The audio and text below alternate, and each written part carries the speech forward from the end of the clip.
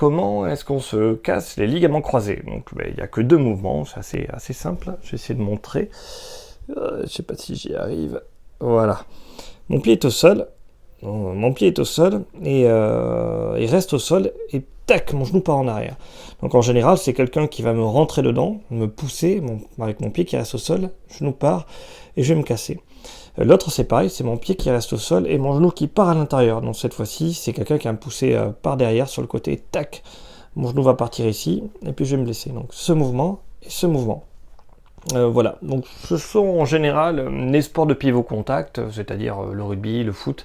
Pivot contact, ça veut dire quoi? C'est un sport où à un moment, j'ai un pied qui est par terre et je peux rentrer en contact avec des gens. Donc tous les trucs debout en général, avec un ballon, ça marche encore mieux.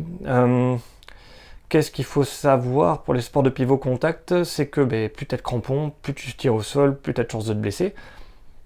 Voilà, dès que t'as des crampons, c'est compliqué. Comment est-ce qu'on fait pour éviter de se casser le ligament croisé? C'est la perception du jeu.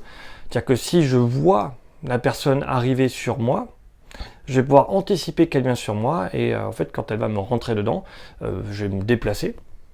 Mon pied ne va pas rester au sol, ou alors je vais simplement tomber. Le fait de tomber, c'est quelque chose de positif. Ça veut dire que on ne va pas résister à l'impact. Si on résiste trop à l'impact et qu'on est battu, on ne résiste pas à l'impact et qu'on se laisse couler, qu'on laisse aller, il n'y aura pas de problème.